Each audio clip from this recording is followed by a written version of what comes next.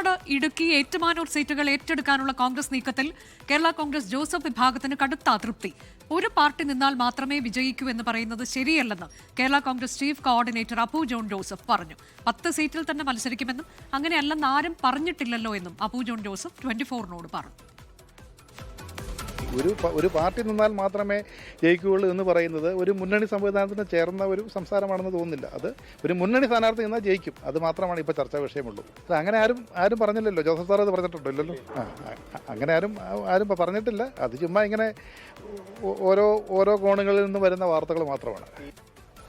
ഇതിനിടെ Kottayam Changanassery seat Kerala Congress Joseph വിഭാഗത്തിൽ ഏറ്റെടുക്കണമെന്നാവശ്യപ്പെട്ട് ഒരു വിഭാഗം കോൺഗ്രസ് നേതാക്കൾ AICCക്ക് കത്ത് നൽകിയെന്ന വാർത്തയും പുറത്തുവരുന്നുണ്ട്. ടോബി ജോൺസൺ വിശദാംശങ്ങളുമായി. ടോബി, സീറ്റ് വിഭജന ചർച്ചകളിലൊക്കെ കുറച്ച് നാളുകളായി ചർച്ചകൾ നടക്കുകയാണ് കേരള കോൺഗ്രസ് ജോസഫ് വിഭാഗവുമായി ബന്ധപ്പെട്ട്. പക്ഷേ ഇപ്പോഴും അതിലേക്കൊരു തീരുമാനത്തിലേക്കൊന്നും എത്തുന്നില്ല. ആ ഘട്ടത്തിലാണ് കടുത്ത അതൃപ്തി അറിയിച്ചുകൊണ്ട് അപ്പു ജോൺ ജോസഫിന്റെ പ്രതികരണം.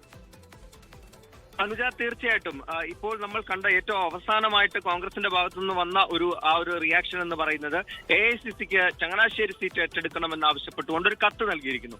ഇതിന് സമാനമായ രീതിയിലാണ് മന്ത്രിമാരായിട്ടുള്ള റോഷി അഗസ്റ്റിനും അതുപോലെ തന്നെ VN വാസവനും മത്സരിക്കുന്ന ഏറ്റുമാനൂർ, ഇടുക്കി സീറ്റുകൾ ഏറ്റെടുക്കണം, ഒപ്പം തന്നെ കുട്ടനാട് സീറ്റും ഏറ്റെടുക്കണമെന്നൊരു ആവശ്യം കോൺഗ്രസ് നേതാക്കളുടെ ഭാഗത്തു നിന്നും ഉണ്ടായിരുന്നു. പ്രാദേശിക തലത്തിലും അതുപോലെ തന്നെ മുതിർന്ന നേതാക്കളും എല്ലാം ഇതേ ആവശ്യം തന്നെ രഹസ്യമായിട്ടും പരസ്യമായിട്ടും ഒക്കെ ഉന്നയിക്കുന്നുണ്ടായിരുന്നു. എന്തായാലും അതിനുള്ള ഒരു മറുപടിയാണ് അപ്പു ജോൺ ജോസഫ് നൽകിയിരിക്കുന്നത്. അങ്ങനെ ആര് മത്സരിച്ചാലും കോൺഗ്രസ് മത്സരിച്ചാൽ മാത്രമേ ജയിക്കൂ എന്ന് പറയുന്നത് ശരിയല്ല, അതൊരു മുന്നണി സംവിധാനത്തിന് അനുകൂലമായിട്ടുള്ള ഒരു കാര്യമല്ല എന്ന് അദ്ദേഹം പറഞ്ഞു വെക്കുന്നിടത്ത് ഈ സീറ്റുകളെല്ലാം തന്നെ തങ്ങൾ മത്സരിക്കുമെന്നുള്ള ഒരു ധ്വനി അതിലുണ്ട്.